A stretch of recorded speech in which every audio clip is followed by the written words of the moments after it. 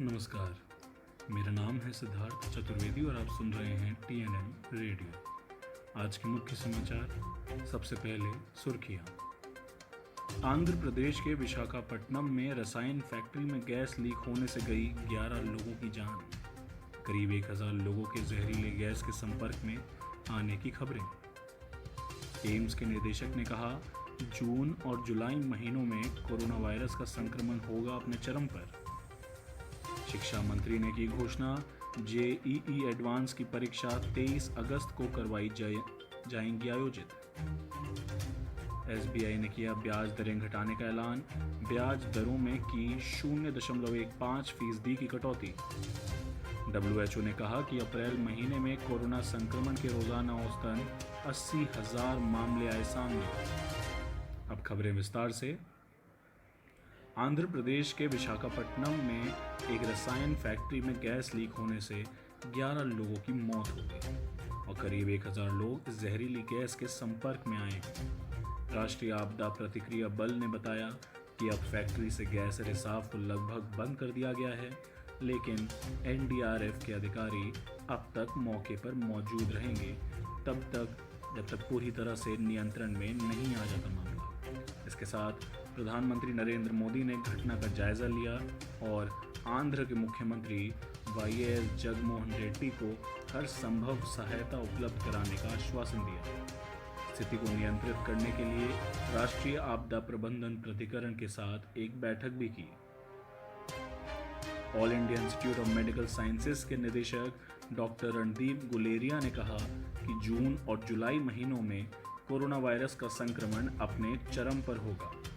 इस दौरान संक्रमण के सबसे ज़्यादा केस सामने आएंगे। गुलेरिया ने कहा कि मौजूदा डाटा और जिस तरह से केस बढ़ रहे हैं, उनके हिसाब से जून-जुलाई में संक्रमण सबसे तेज़ होगा, लेकिन इसे प्रभावित करने वाले भी कई फैक्टर हैं। वक्त बीतने पर ही हम ये जान सकते हैं कि ये फैक्टर कितने प्रभावी हैं और लॉकडाउन की सीमा बढ़ाए जाने का क्या फ़ायदा हुआ है। इसके साथ केंद्रीय स्वास्थ्य मंत्रालय के अनुसार कोरोना वायरस से देश में कुल 52,952 लोग संक्रमित हैं, 35,902 का इलाज चल रहा है, 15,266 ठीक हो चुके हैं, जबकि 1,783 मरीजों की मौत हो चुकी है। शिक्षा मंत्री रमेश पोखरियाल निशंक ने उच्च शिक्षण संस्थानों में शोध गुणवत्ता को सुधारने के लिए प्रधानमंत्री रिसर्च फेलोशिप योजना में कई संशोधनों की घोषणा की है। ये संशोधन फेलोशिप के लाभ को ज़्यादा से ज़्यादा शोधकर्ताओं तक पहुंचाने के लिए किए गए हैं। शिक्षा मंत्री ने गेट के स्कोर को भी कम करने की घोषणा की। गेट का स्कोर 750 से घटाकर 650 कर दिया गया है।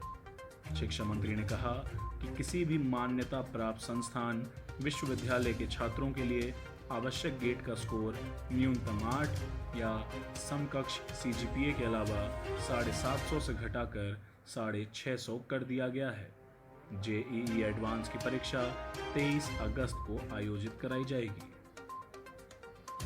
देश के सबसे बड़े सरकारी बैंक भारतीय स्टेट बैंक ने अपने ग्राहकों को तोहफा देते हुए ब्याज दरें घटाने का ऐलान किया है। बैंक ने कर्ज पर ब्याज दरों में 0.15% की कटौती की है। अब ब्याज दरें 7.40% से घटकर 7.25% पर आ गई हैं।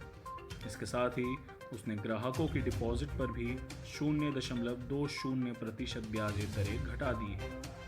कर्ज पर ब्याज दरें घटने के मासिक किश्त में 255 रुपये की कमी आएगी। कर्ज पर नई दरें 10 मई से और FD पर नई दरें 12 मई से लागू होंगी। बता दें कि RBI ने मार्च में ही रेपो रेट 0.75% घटाया था। RBI अर्थव्यवस्था को बढ़ावा देने के लिए मार्च में रेपो रेट 0.75% तक घटाया था। विश्व स्वास्थ्य संगठन ने कहा है कि अप्रैल महीने में कोविड-19 संक्रमण के रोजाना औसतन 80,000 मामले सामने आए।